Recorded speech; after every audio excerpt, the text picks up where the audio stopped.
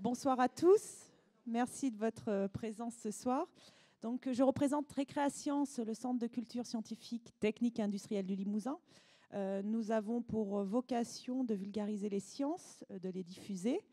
Et nous travaillons notamment sur la coordination d'événements nationaux, voire internationaux, comme la Semaine du cerveau ce soir. Donc c'est notre dernière conférence et nous sommes très honorés d'avoir Monsieur Éric Charles, qui est clinicien, donc psychiatre au centre hospitalier d'Esquirol à Limoges, et qui a très gentiment accepté notre invitation pour ce soir. Il va vous parler un petit peu de rythme biologique, en lien un petit peu avec l'exposition notamment que vous pouvez voir à la BFM en ce moment. Merci et bonne soirée à vous tous. Est-ce que ça marche? Oui, ça marche. Bon, merci beaucoup. C'est surtout moi qui suis honoré qu'on me fasse confiance pour parler devant vous ce soir. Merci d'être venus aussi nombreux. Essayez de me montrer à la hauteur. On est à un moment de la journée où on n'est pas forcément au top de notre horloge biologique, de notre niveau d'attention et de concentration. Donc il va falloir que je fasse attention à garder votre attention, parce que le moment n'est pas idéal.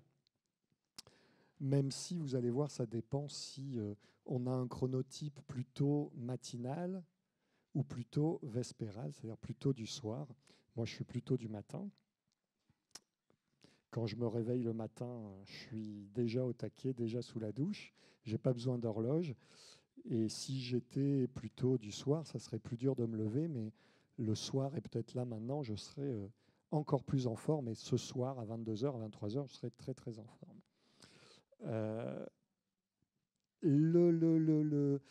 L'horloge biologique, alors vous avez dû passer comme moi en haut, voir un petit peu les ateliers qu'il y avait.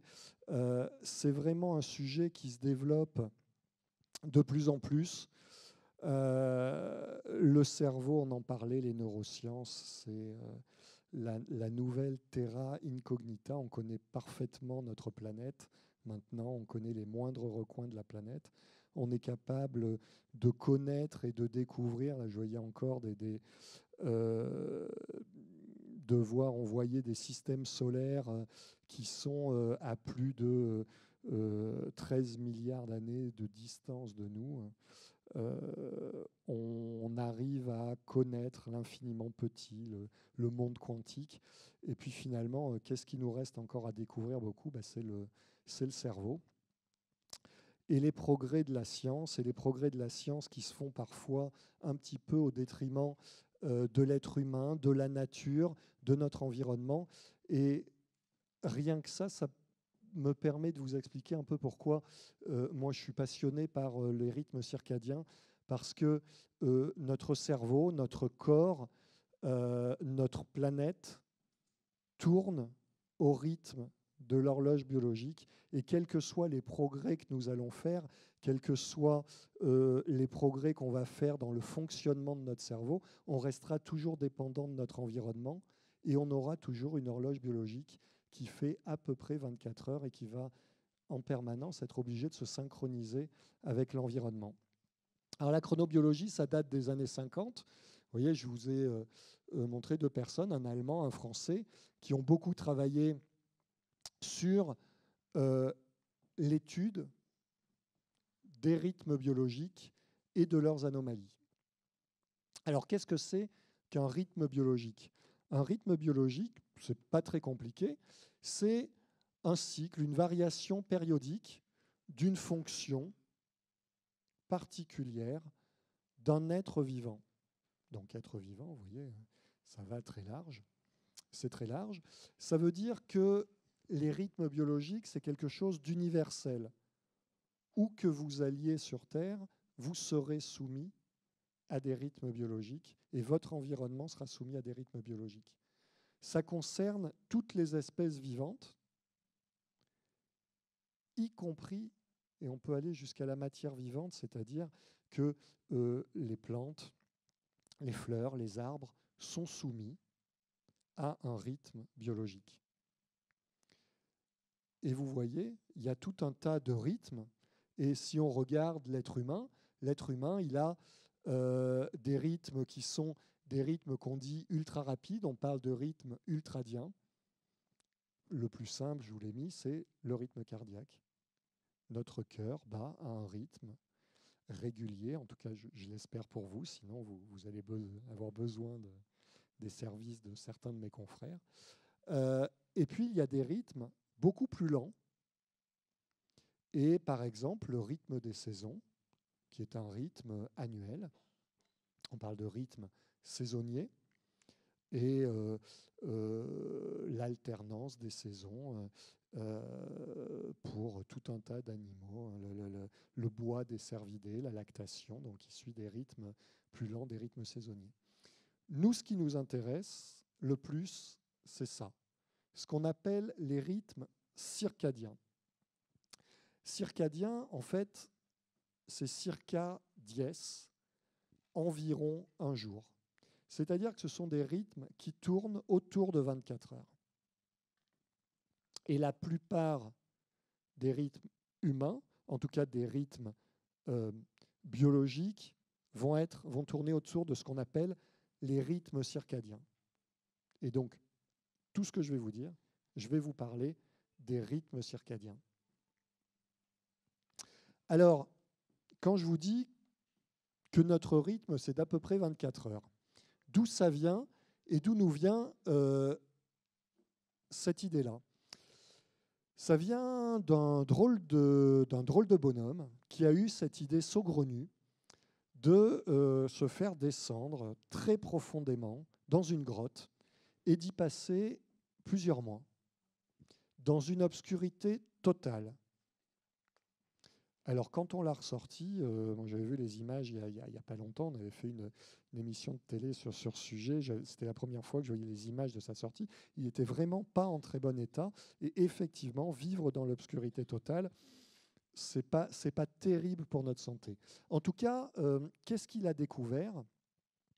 Il a découvert que petit à petit, de jour en jour, il décalait le moment où il se couchait et le moment où il se levait, de plus en plus. Sauf que la durée de son sommeil est là, et la durée du jour où il était actif restait stable. Et à la fin de son séjour, il dormait aussi longtemps qu'au premier jour. Juste, il se décalait. Et on a pu, à partir de là, constater que notre rythme biologique, il est d'un peu plus de 24 heures.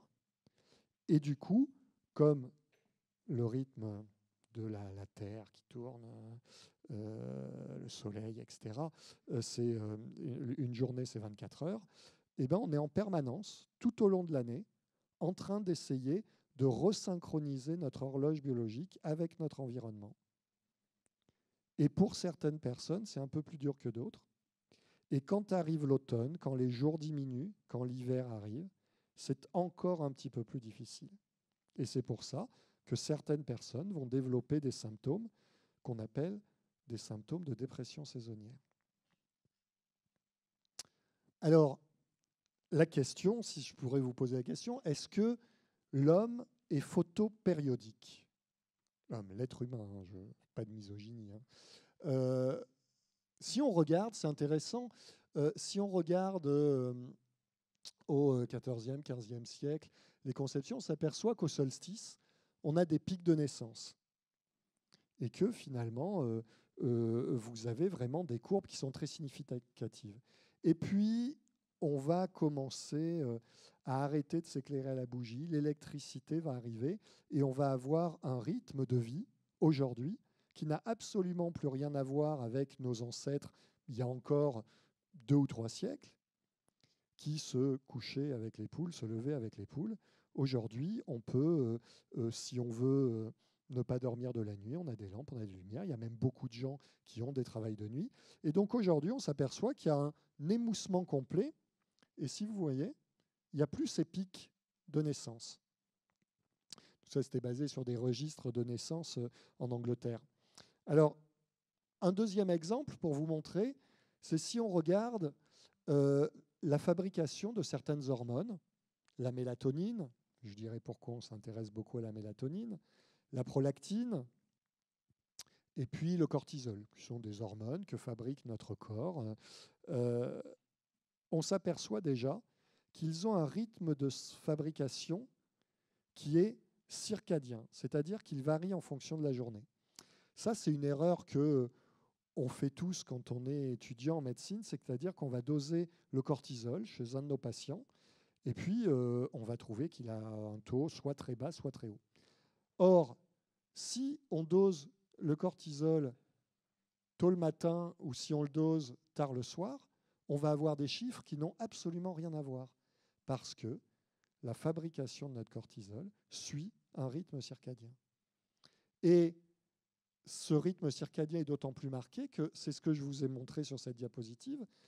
Si vous faites passer quelqu'un d'une nuit de 8 heures à une nuit de 14 heures, vous allez avoir un changement dans le rythme et dans la fabrication de ces différentes hormones. Vous voyez, avec des pics qui sont plus ou moins précoces, plus ou moins tardifs. Et donc, en fait, changer nos horaires de sommeil va changer beaucoup de choses dans notre organisme. Et vous comprenez aussi pourquoi le sommeil est si important pour l'être humain. Ça, c'est une petite coupe dans un cerveau qui a été faite au niveau d'un noyau suprachiasmatique, c'est-à-dire qui est le centre de notre horloge biologique. Et on a regardé, selon les saisons, vous voyez, c'est la densité. Les taches noires, c'est les neurones. C'est ce qu'on appelle les neurones à vasopressine. Bon, ça, c'est une hormone. Et vous voyez qu'il y en a beaucoup moins au mois de juin qu'au mois d'octobre. Donc, on a des changements du nombre de nos neurones en fonction des saisons. Donc, j'espère que j'ai réussi déjà à vous convaincre que notre horloge biologique avait un très fort impact sur nous. Et je vais vous donner un exemple un peu plus concret que des coupes de cerveau. La taille. On a découvert, alors moi je ne l'ai pas constaté avec mes enfants parce qu'ils grandissent peut-être pas assez vite, mais qu'on grandit plus vite au printemps et en été qu'en automne et en hiver. Sauf si on a de la mauvaise herbe. Et ce qui est intéressant, c'est que la croissance d'enfants qui sont aveugles, qui naissent aveugles, maladie neurologique, aveugles dès la naissance, elle s'effectue de la même façon. Ils grandissent. Un enfant aveugle va grandir tout aussi bien qu'un enfant non aveugle, mais par contre, il n'y a plus aucun lien avec les saisons. Et donc l'idée, c'est que le rythme des saisons, la durée d'ensoleillement quotidienne, la durée du jour, va influencer la taille et la vitesse à laquelle on grandit. Alors, notre tour de contrôle, la tour de contrôle de notre horloge biologique, de nos rythmes circadiens, c'est une zone du cerveau qui s'appelle le noyau suprachiasmatique, qui est situé dans une autre zone du cerveau, pas beaucoup plus grande, qui s'appelle l'hypothalamus. Peu importe ces termes, ce n'est pas forcément ce qui est le plus important à retenir. Ce qui est très intéressant, c'est que c'est vraiment là que ça se passe.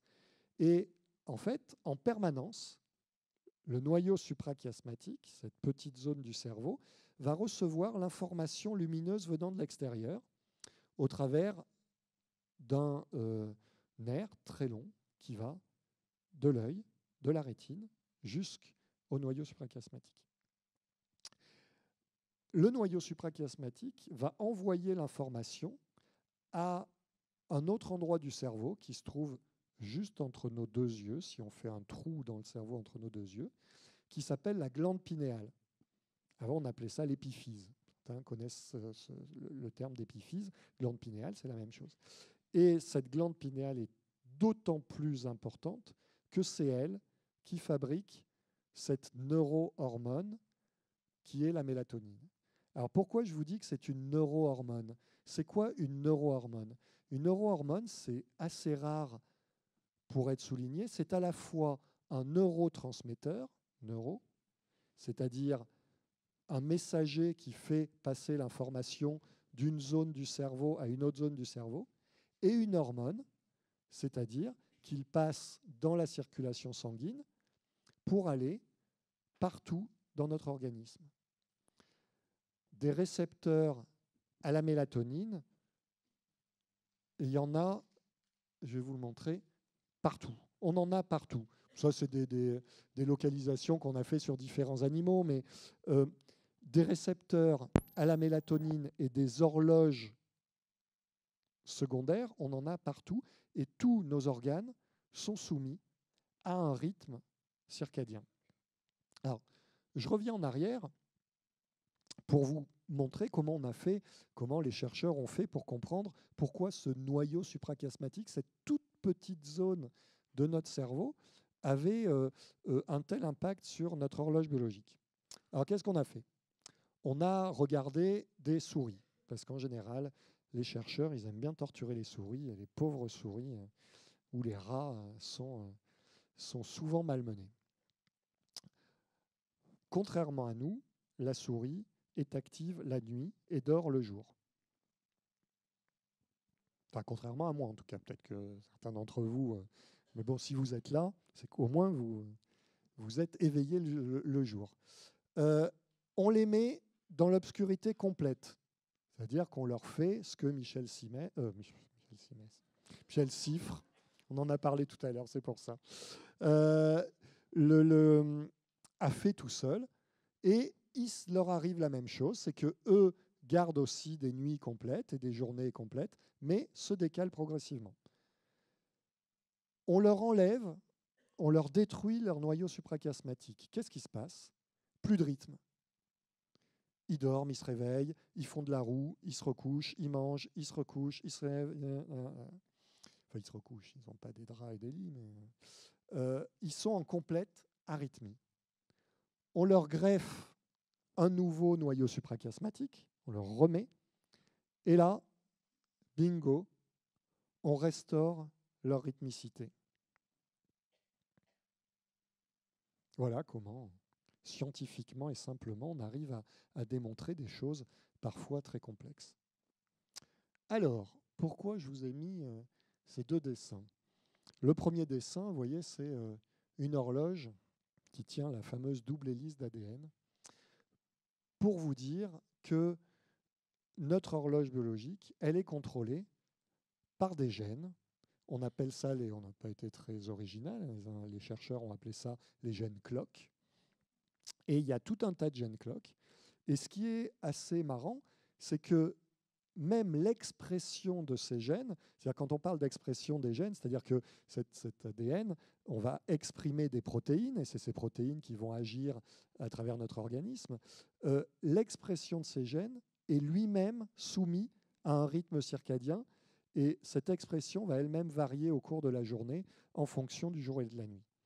Et donc, vous l'avez compris, la deuxième composante de notre horloge biologique, c'est les synchroniseurs externes, et c'est principalement, mais pas uniquement, l'alternance du jour et la nuit. Mais il y a aussi d'autres synchroniseurs qui nous permettent et qui vont synchroniser notre horloge biologique. Et c'est important de les connaître parce que vous allez comprendre que ça peut influencer votre horloge biologique et ça peut être à l'origine de difficultés. Parce que si vous malmenez votre horloge biologique, vous allez avoir des conséquences négatives, pas dramatiques, mais qui peuvent être assez gênantes. Et donc, nos rythmes sociaux vont avoir une influence. C'est-à-dire, comme je vous ai expliqué, si vous travaillez de nuit, si vous faites les 3-8, si vous avez des changements d'horaire de travail, ça va avoir un impact fort sur votre horloge biologique. Et certaines personnes en sont totalement incapables et vont développer des troubles psychologiques ou une souffrance physique importante parce qu'ils n'arrivent pas à faire ces changements. On a différents facteurs comportementaux, on a des facteurs nutritionnels, ça je vous en parlerai un tout petit peu, mais notre alimentation va influencer notre horloge biologique. Et réciproquement, notre horloge biologique va aussi influencer notre alimentation. Alors vous voyez, ça, c'est le fonctionnement, comment ça marche. L'alternance jour-nuit qui modifie notre noyau suprachiasmatique, la glande pinéale fabrique la mélatonine, qui elle-même va faire cette espèce de système de rétrocontrôle. Et c'est comme ça que fonctionne notre horloge biologique, sans qu'on s'en rende compte, en permanence, du jour de notre naissance, et même avant, au jour de notre mort. Ça, je vais vous le passer, je vous en parlerai un tout petit peu plus tard. Je vais faire un peu de teasing. Ça, c'était pour vous montrer la régulation de la prise alimentaire.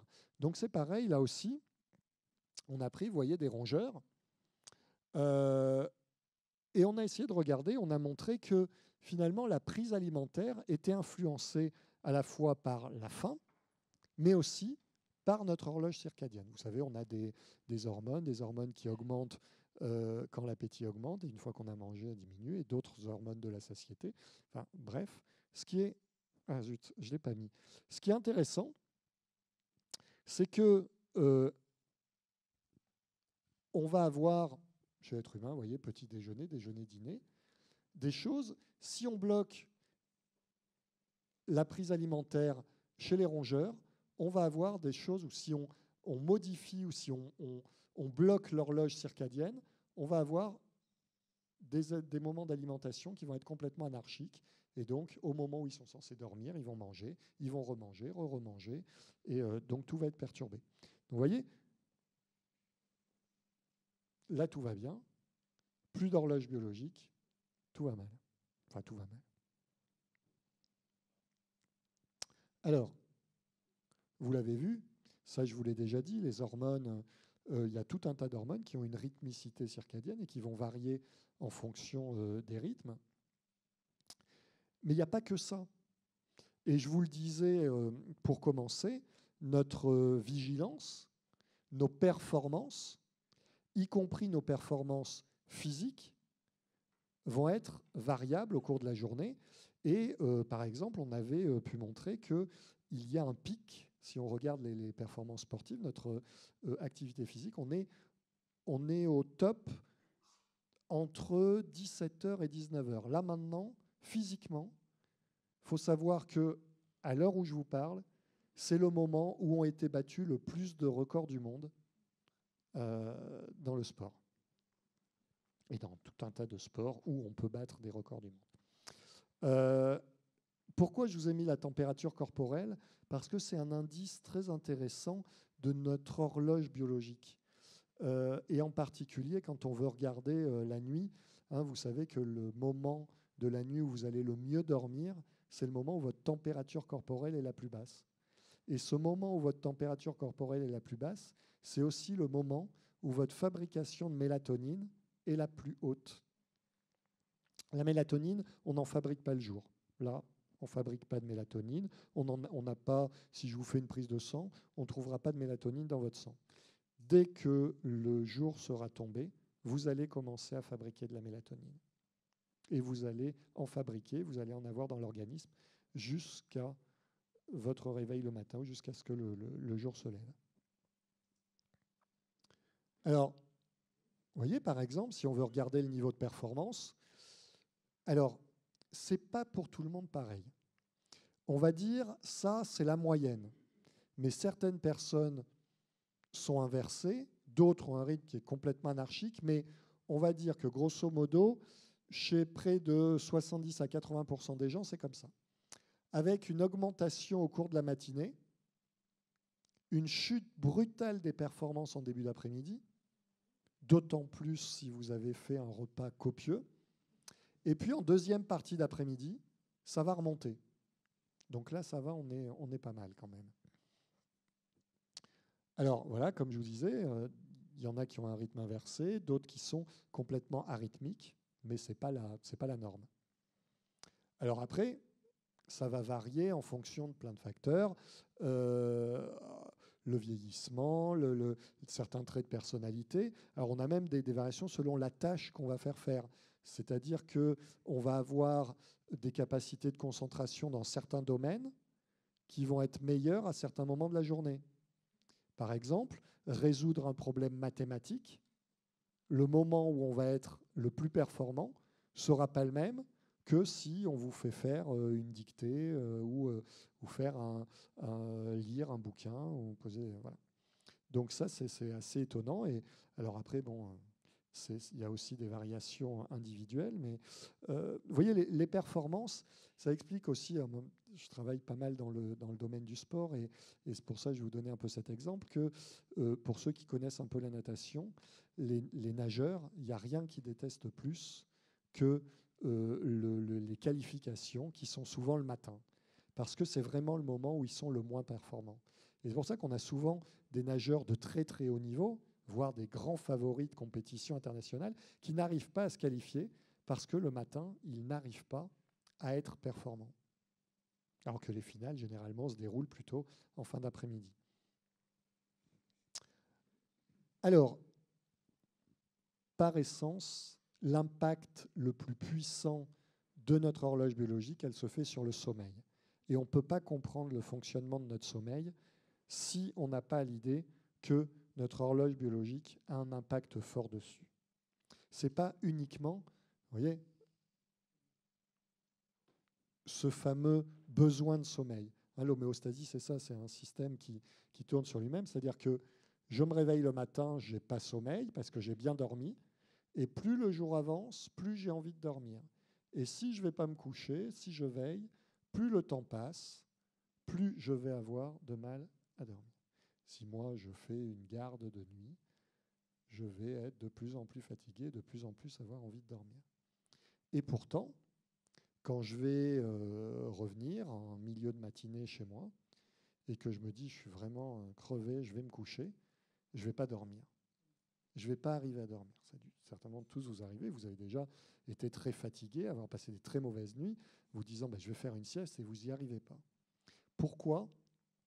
Parce que notre horloge biologique nous en empêche, et cette composante circadienne fait que l'envie de dormir et la facilité à dormir, le besoin de sommeil, est variable, et vous voyez, est maximal au cours de la nuit et minimum au niveau de la journée. Et donc il faut croiser les deux pour comprendre mieux comment fonctionne notre sommeil.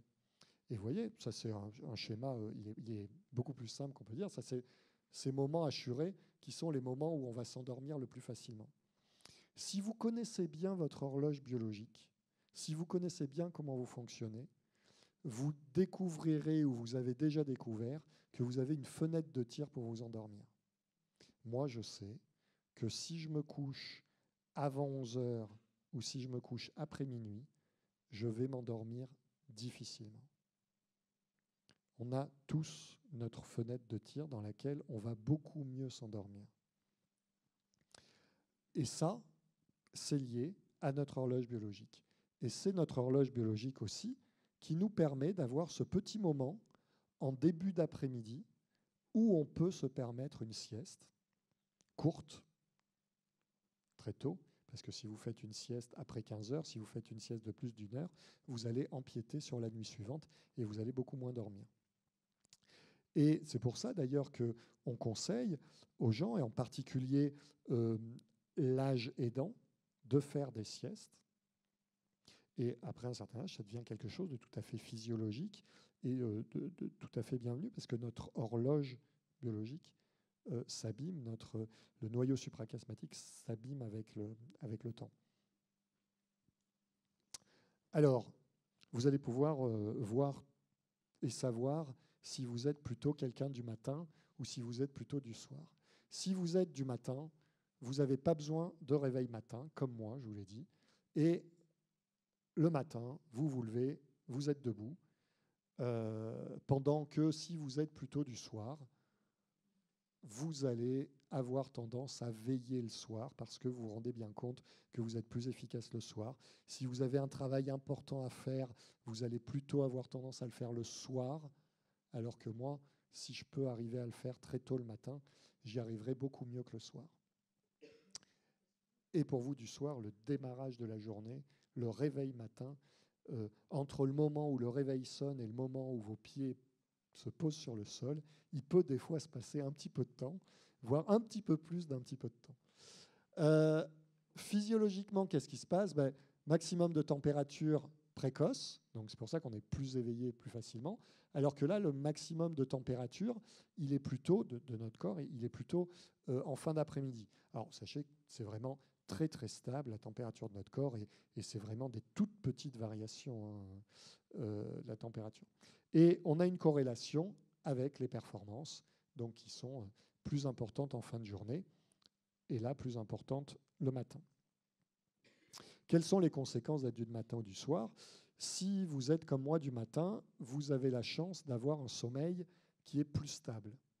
Mais qui veut dire sommeil plus stable veut dire aussi sommeil plus rigide.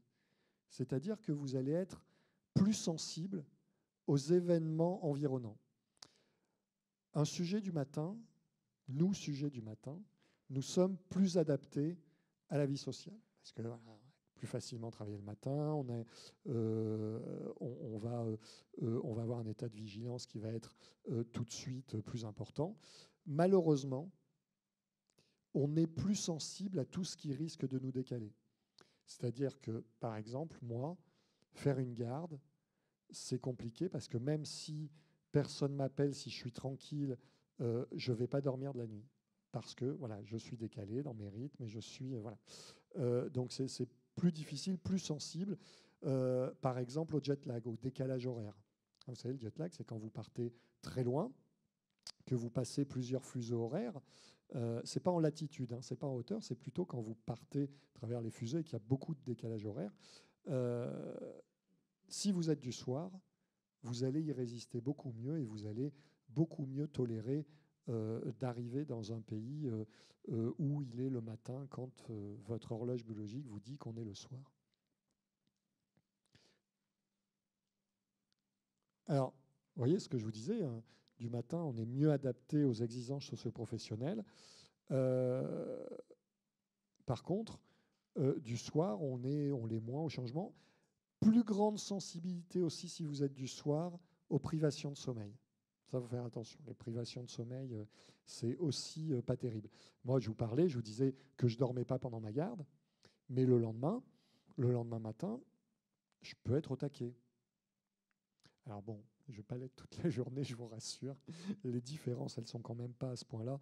Et en général, je commence à piquer du nez en début d'après-midi. Mais... Alors, du coup, finalement, nos rythmes, ils ont un impact dans plein de domaines. Alors moi, je suis médecin, donc du coup, je vais m'intéresser à tout ce qui tourne autour de la pathologie. Mais comme je suis psychiatre aussi, je m'intéresse aussi à d'autres choses. Mais vous voyez, des maladies psychiatriques, des troubles organiques, le vieillissement est impacté. Et puis, je vous parlais donc du travail posté, travail de nuit, l'isolement temporel, ça on en a parlé avec Michel Siffre, et puis le jet lag.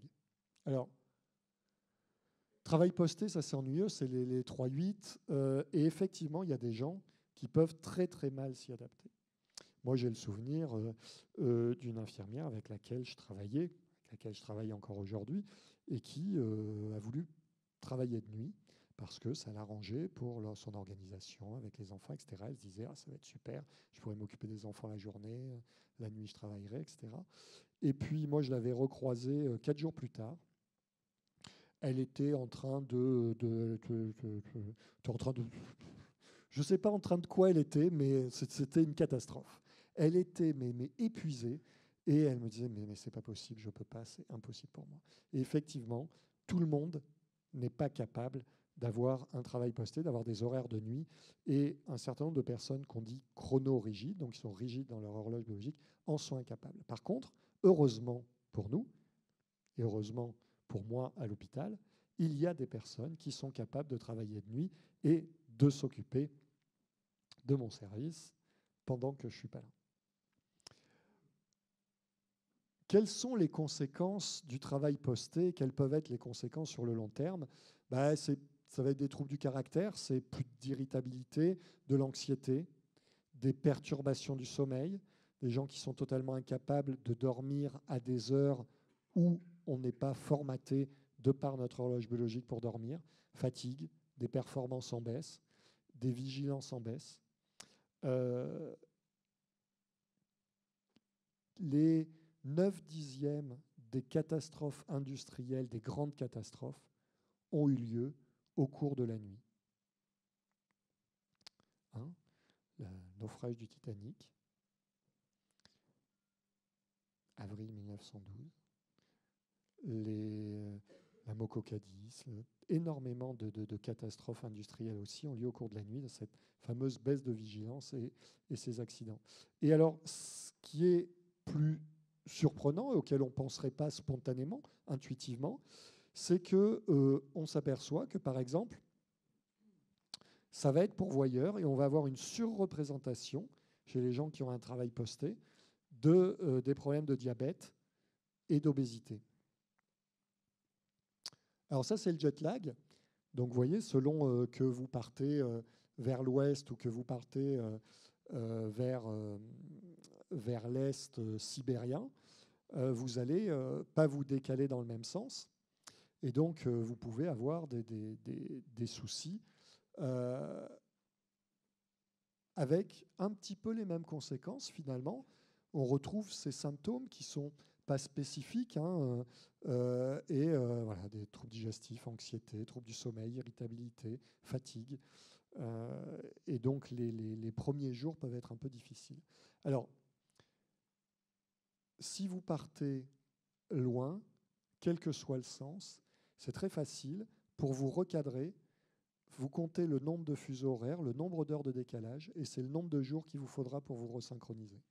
S'il y a 8 heures de décalage horaire, il vous faudra 8 jours. Voilà.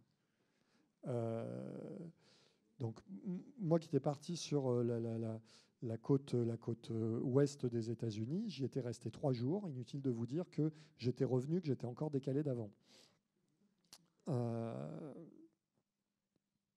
6 heures, 6 jours. Donc vous avez d'autres troubles, on appelle ça ça c'est les gens qui sont les décalages de phase du sommeil.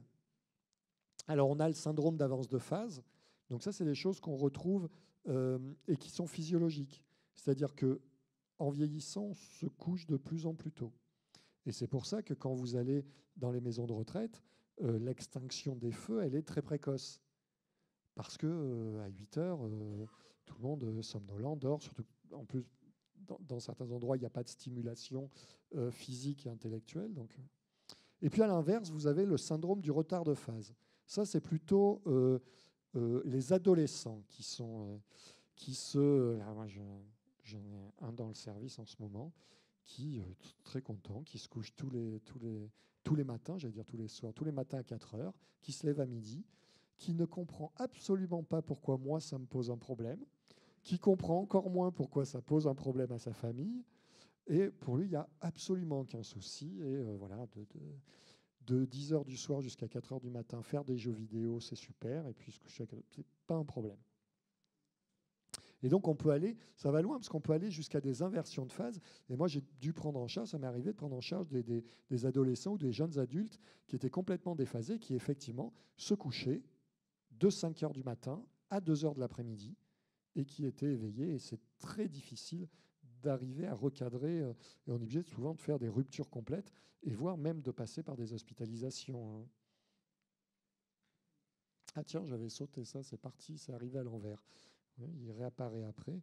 Alors ça, c'est un syndrome, c'est quelque chose d'étonnant. Je vous l'avais noté un petit peu pour l'anecdote. Je ne vais pas faire trop long, mais on appelle ça le syndrome non 24 heures veille-sommeil. C'est-à-dire, c'est quelque chose de très rare, rassurez-vous, qui touche principalement des gens qui sont aveugles. Alors, j'ai mis si le signal lumineux n'est pas transcrit. Parce que faut bien voir, faut faire les gens aveugles. Il y a des gens qui sont aveugles, mais le signal lumineux passe. Hein, ils ne voient pas, mais ils savent si on est jour ou la nuit. Il y a d'autres, quand c'est par exemple une lésion neurologique, où on ne sait pas. Et donc dans ces cas-là, ou s'il y a une vulnérabilité génétique, on va avoir un dérèglement complet de l'horloge biologique, et c'est des personnes qui n'ont aucune rythmicité circadienne. Et ça, c'est terrible, parce que c'est des gens qui vont dormir n'importe quand, qui vont avoir une alimentation complètement anarchique, et qui sont obligés de se contraindre à avoir une rythmicité, mais qui naturellement n'en ont aucune. Alors ça, c'était pour vous montrer, pour vous donner des exemples. Vous voyez, par exemple, si on regarde, si vous êtes malade, si vous avez une grippe, vous aurez la fièvre. Je ne sais pas, vous en êtes peut-être rendu compte, mais votre pic de fièvre, et vous serez plus chaud le soir. Donc vos enfants, s'ils ne veulent pas aller à l'école, attendez le matin pour leur prendre la température. La vessie, vous voyez, elle va se dilater le soir et la nuit. Ça, c'est bien fait parce que ça veut dire comme ça, on va peut-être moins avoir besoin de se lever pour aller aux toilettes. On produit plus de glucose le soir. La digestion, elle est bien plus efficace la journée que le soir et la nuit. Et là, vous comprenez du coup pourquoi on passe, nous médecins, notre temps à dire faites un repas léger le soir. Je répète du coup, je vous donne l'info. La réponse immunitaire est plus importante le jour. On est plus résistant. La nuit, on est soumis et notre système immunitaire est plus faible. Les muscles, la nuit, la filtration glomérulaire, c'est-à-dire le rein, le fonctionnement de notre rein, il est réduit la nuit. Ça tombe bien, puisqu'on boit le jour, et c'est assez rare qu'on boive la nuit.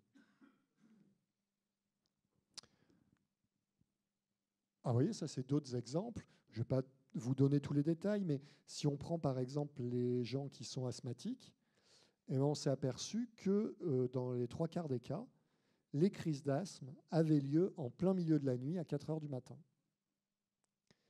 À l'opposé, les gens qui ont des rhumatismes, quel que soit, il y a différents types de rhumatismes, arthrosiques ou inflammatoires, le maximum va être plutôt le matin. Alors souvent on dit c'est le dérouillage. Oui, mais pas que. Il y a aussi un effet circadien. Et vous voyez, on a pu démontrer pour tout un tas d'autres maladies.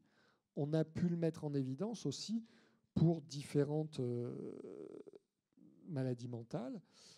Et en particulier, on a fait beaucoup de travaux autour de la dépression et on a montré qu'il y avait un fort impact de notre horloge biologique dans la dépression et que quand une personne faisait un épisode dépressif, il avait un décalage de son rythme circadien.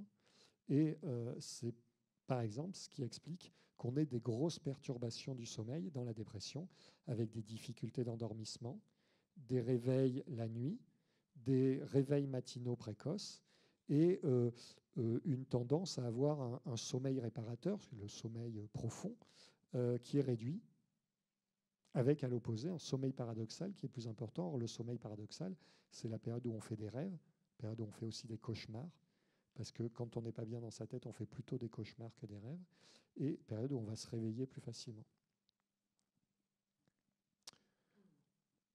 On a aussi, alors là, n'ayez pas peur, je ne vais pas vous le détailler, vous expliquer, c'est juste pour vous montrer que aujourd'hui, on travaille aussi, et les gens qui travaillent autour des médicaments, et quand on prescrit des médicaments, on s'intéresse à l'horloge biologique parce qu'il y a un impact de l'horloge biologique à tous les niveaux entre le moment où vous allez prendre le médicament, le moment où vous allez l'absorber dans l'intestin, le moment où il va passer par le foie, où il va être modulé, le moment où il va passer dans le sang. Ensuite, quand il va arriver sur son lieu d'action, imaginons par exemple, ce que je connais le mieux, les antidépresseurs, leur site d'action c'est le cerveau, donc le moment où ils vont agir sur leurs récepteurs dans le cerveau, d'autres moments où ils vont être stockés dans certains tissus. Tout ça est régi par notre horloge biologique et va être modifié. Et certains médicaments vont avoir une action, une disponibilité dans notre organisme très différente selon le moment où vous allez le prendre. Alors, je ne sais pas si j'ai pas donné d'exemple, mais on sait que, par exemple, on a certains antitumoraux, des médicaments qu'on utilise pour le cancer, le 5-FU, j'ai de tête, on va le donner à un moment particulier de la journée où il va agir le mieux. Parce qu'on a aussi un impact non seulement sur son efficacité, non seulement sur sa disponibilité, mais aussi sur sa tolérance. Et on sait que, par exemple, les anti-inflammatoires ou les corticoïdes, on va les donner à des moments différents de la journée. parce que si on les donne au bon moment, ils seront plus efficaces et mieux tolérés. Alors, je vais finir un petit peu là-dessus, c'est un peu la fin de mon exposé. Quelles sont les applications thérapeutiques de la connaissance des rythmes circadiens et de notre horloge biologique? Alors, j'en ai mis 3 sur lesquels je pourrais vous en parler pendant des heures de chacune.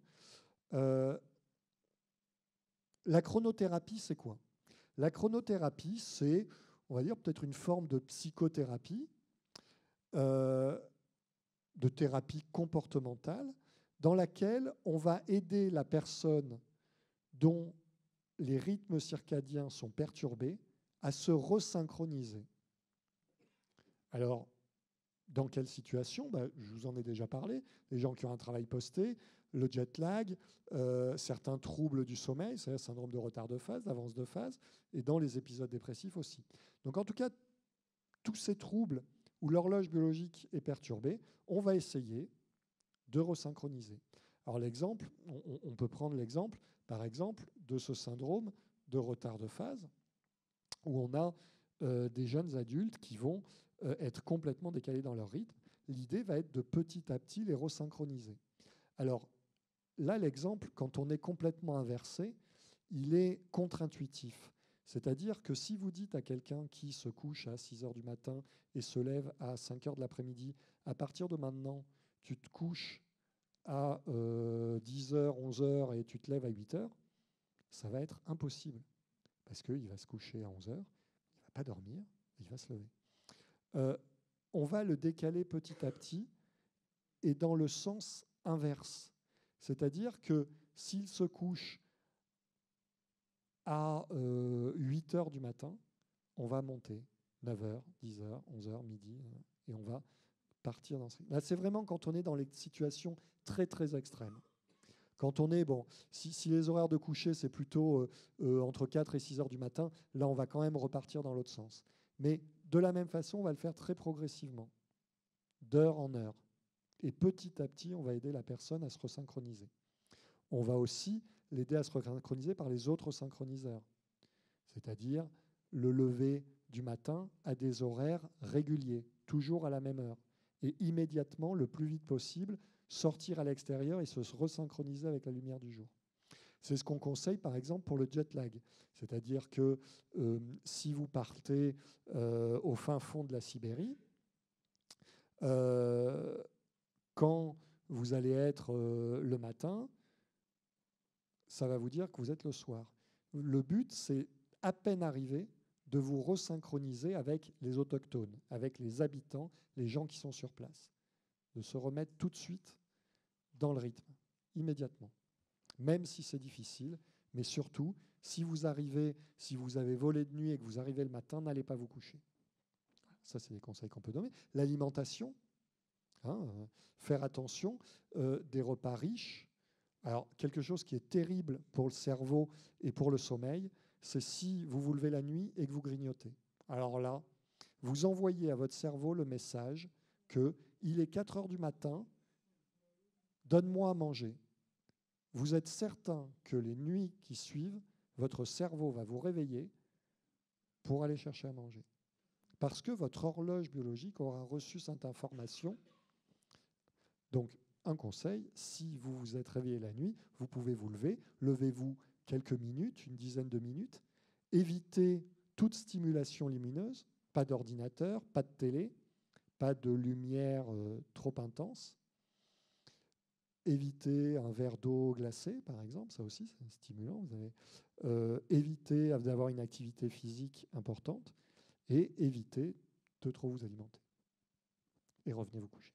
Par contre, vous avez raison, si ça fait 1 heure que vous tournez dans votre lit, mais que vous n'arrivez pas à vous lever, à vous rendormir, excusez-moi, là, vous pouvez vous lever parce que, en fait, à tourner en rond dans votre lit, à changer de côté, etc., vous augmentez votre température corporelle et vous réduisez les chances de vous rendormir.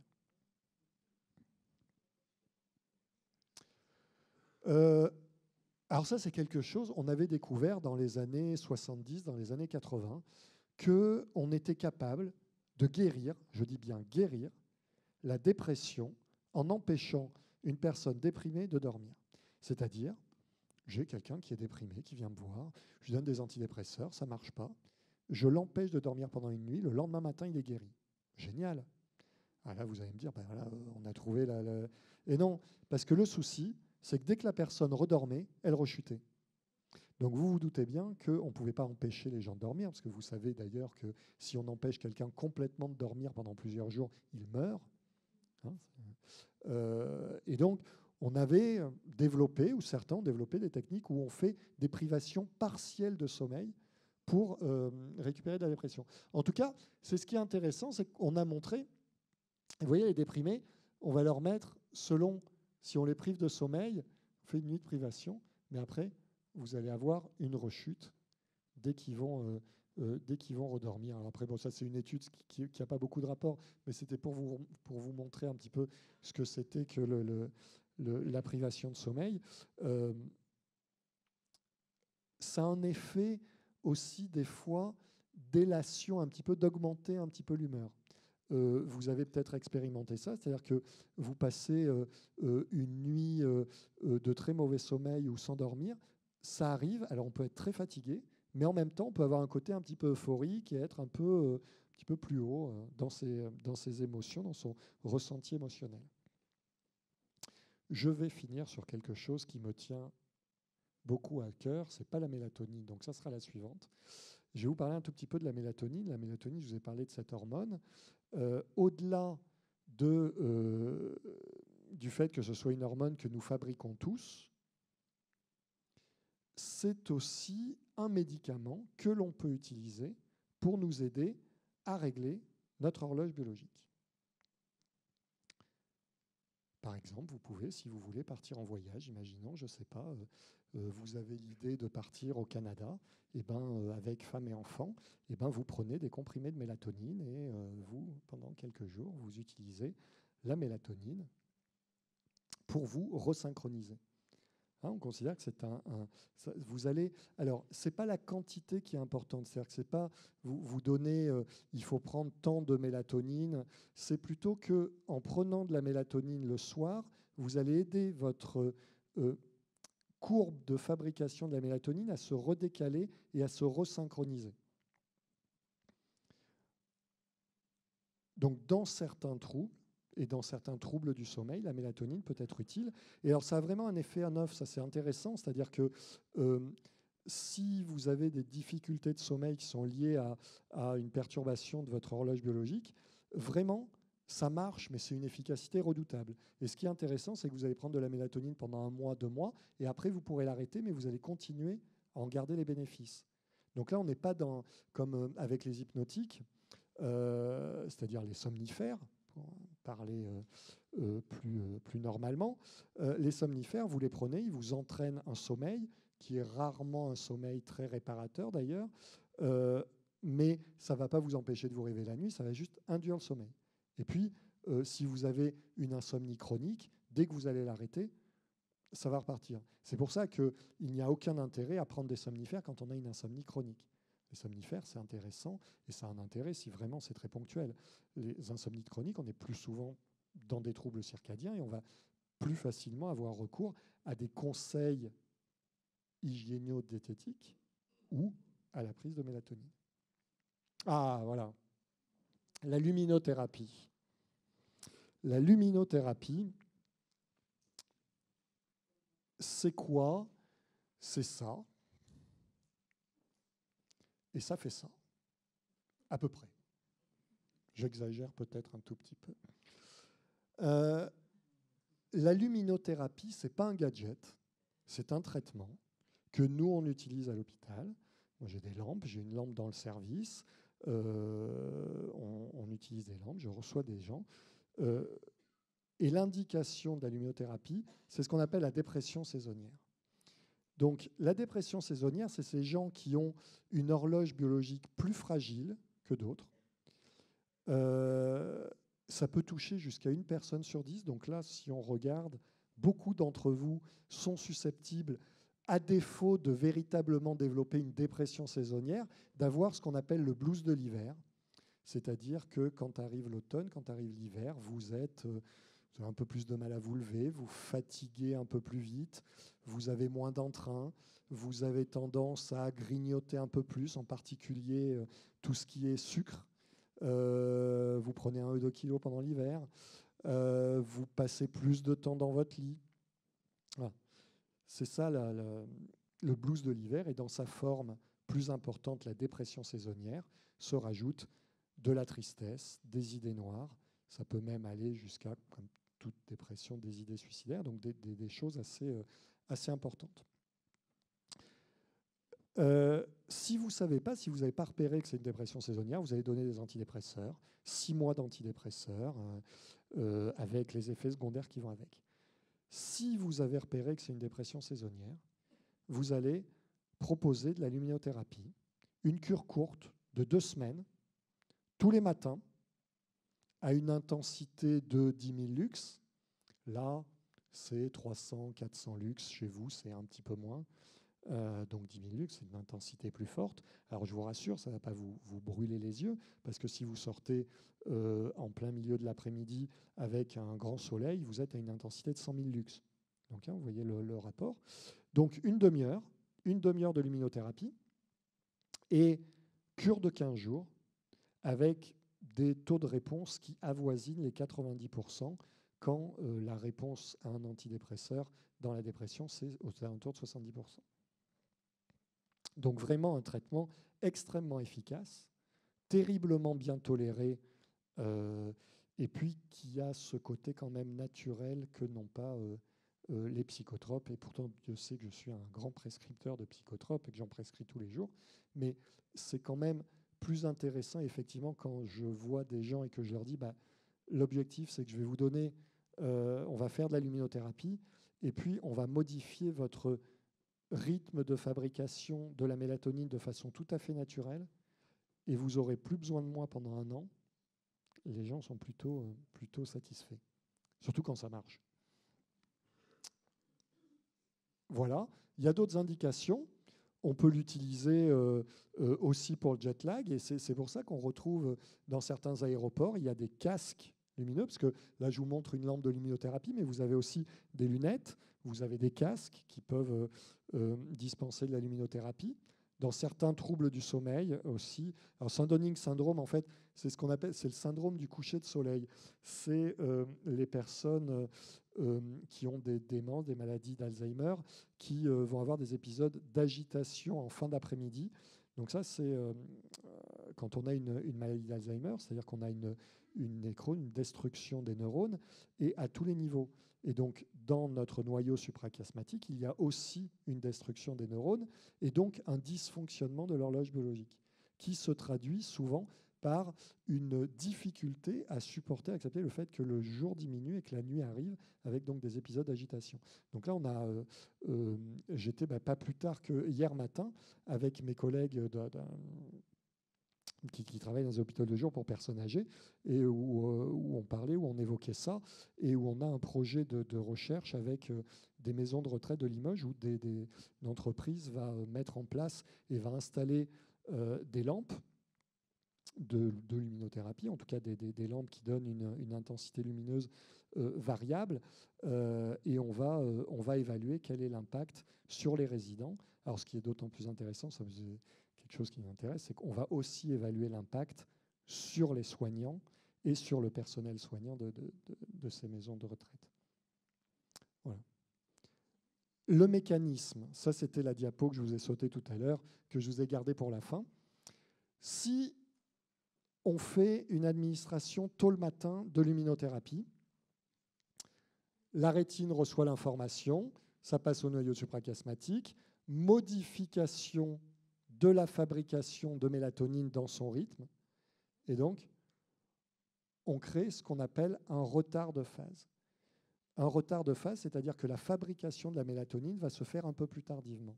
Quand on fait une dépression saisonnière, on fabrique trop tôt, on fait circuler trop tôt de la mélatonine dans notre organisme et dans notre cerveau.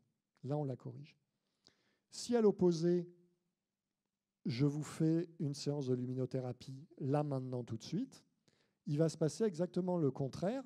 Je vais créer, on va partir sur une avance de phase et on va modifier ce rythme de sécrétion. Voilà, j'ai terminé. J'espère que je vous ai convaincu de l'importance de notre horloge biologique et que vous allez y être beaucoup plus attentif dorénavant et que vous allez faire plus attention à vous et à vos rythmes. Je vous remercie de votre attention.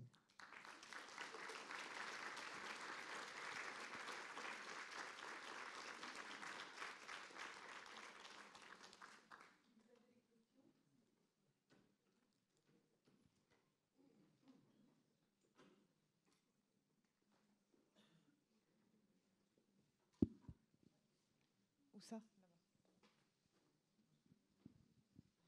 1 heure, on est un petit peu au-dessus de nos capacités attentionnelles. En général, on commence à décrocher au bout d'une demi-heure, à 3/4 d'heure. Donc, s'il y a des moments où vous ne m'avez pas suivi, vous avez loupé des trucs, c'est normal.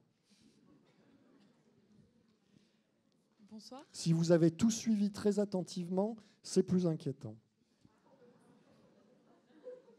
Ou c'est que j'ai été très bon.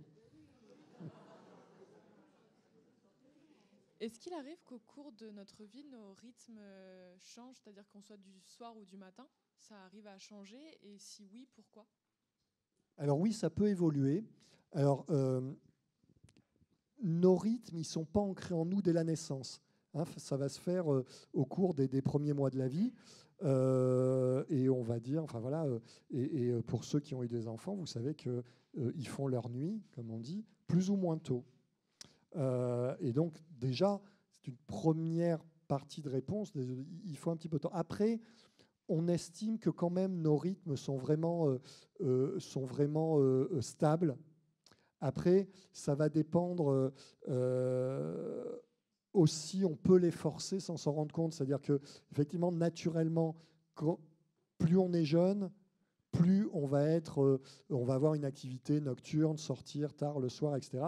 Et plus on vieillit, plus on va devenir, entre guillemets, casanier ou se coucher un petit peu plus tôt. Et physiologiquement, avec le temps, on décale nos rythmes biologiques. Mais grosso modo, quand on est du matin, on le reste. Quand on est du soir, on le reste. Mais quand on est jeune, on peut plus facilement se faire violence. S'il vous plaît, pourquoi est-ce qu'il y a des personnes qui ont beaucoup moins besoin de sommeil? Est-ce que c'est une question d'habitude ou c'est une question de mélatonine ou de... Alors, le besoin de sommeil, c'est quelque chose qui est très variable d'une personne à l'autre, mais qui en même temps est très faussement variable. C'est-à-dire que on considère qu'en moyenne, le besoin de sommeil, il est entre 7 et 8 heures. Ça, c'est vraiment la très grande majorité des gens. Il y a des gens qui ont besoin de beaucoup moins de sommeil et il y a des gens qui ont besoin de beaucoup plus de sommeil. Mais il faut faire attention parce qu'il y a aussi des gens qui vous disent qu'ils ont besoin de beaucoup moins de sommeil et qui dorment effectivement beaucoup moins. Malheureusement, ces gens-là sont souvent des gens qui ont une très très forte surmortalité avec des risques importants de pathologies somatiques et psychiatriques. À l'inverse, il y a des gens qui disent avoir besoin de beaucoup plus de sommeil, mais qui finalement on a des gros dormeurs, petits dormeurs. Après, c'est très différent d'une personne à l'autre. Et puis, ça va aussi un peu dépendre de nos habitudes. Ce qui est le plus ennuyeux, c'est plutôt pour les enfants. Moi, je suis beaucoup plus inquiet. Il y a encore une étude là, qui est sortie très récemment où on considère que les enfants manquent de sommeil en moyenne, ont perdu 3/4 d'heure. C'est catastrophique. L'impact du manque de sommeil sur le cerveau, et en particulier sur le cerveau d'un enfant, il est terrible. Terrible. En matière de fonctionnement cognitif, de fonctionnement physique et d'anxiété. C'est très anxiogène, le manque de sommeil. Et on a une grosse perturbation effectivement des fonctions, des capacités de concentration, d'attention et de la mémoire.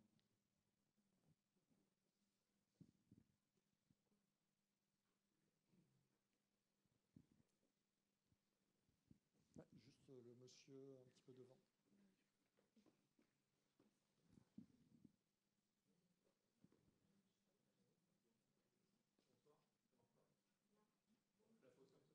Bon, je vous entends.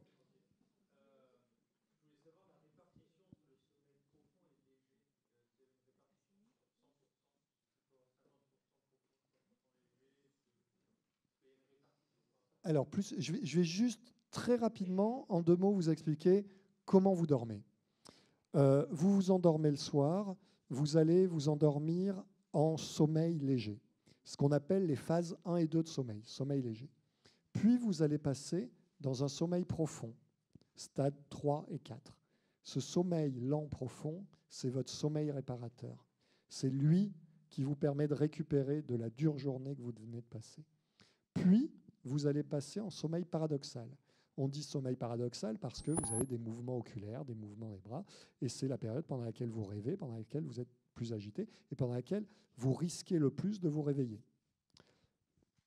Ça, c'est un cycle de sommeil, 1 heure et demie selon les personnes. Et puis, vous allez basculer sur un 2e cycle, puis un 3e, puis un 4e. Et donc, il faut savoir que votre sommeil lent profond, sommeil réparateur, il est maximal pendant la première partie de la nuit.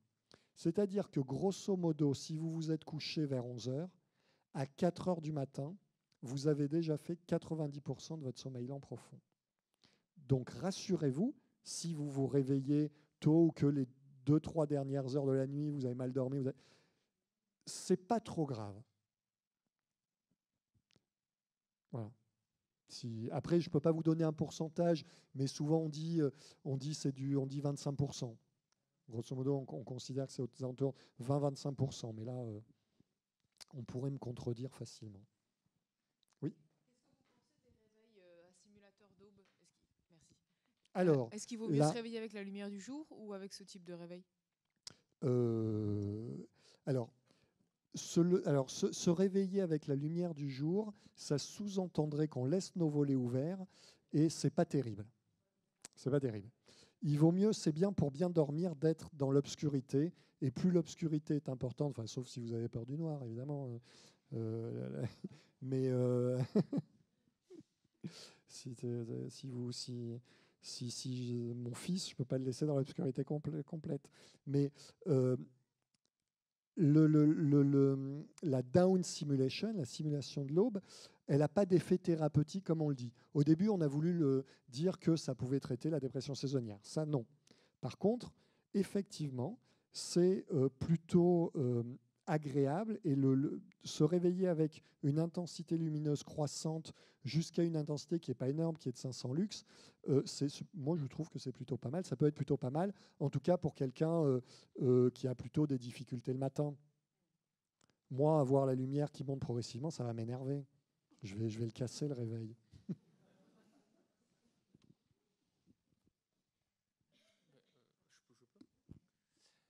J'avais une question, mais parce qu'on parle de chronobiologie, mais est-ce que pour l'alimentation, c'est pareil? Est-ce qu'on peut manger des aliments plutôt le matin que vous conseillez, même si vous n'êtes peut-être pas un spécialiste de l'alimentation, mais est-ce qu'il y a un rapport en fait? Non, mais alors, c'est pour en avoir parlé avec Guillaume Font, qui lui est psychiatre comme moi à Marseille, dans le sud, et qui est beaucoup plus spécialisé, qui lui travaille énormément autour du microbiote. Le microbiote est chronobiologique lui aussi, c'est-à-dire que notre microbiote se modifie sur 24 heures. Et vous savez, quand je parle du microbiote, c'est la flore intestinale, c'est l'autre terme moins fun, moins rock'n'roll. Effectivement, l'alimentation, il y a un effet de réciprocité, c'est-à-dire que selon l'alimentation que vous allez avoir, ce que je vous disais, vous pouvez modifier votre horloge biologique. Si vous avez vraiment un repas important le soir, vous allez avoir des difficultés à vous endormir derrière. Comme si vous avez une activité physique intense, ça va faire la même chose. Donc il faut vraiment qu'il y ait un certain nombre d'heures d'écart. Et à l'inverse, selon votre rythme circadien, vous allez plus ou moins avoir un appétit pour les aliments et voilà, et certaines personnes vont pas avoir du tout d'appétit le matin au petit déjeuner, alors que d'autres vont beaucoup manger.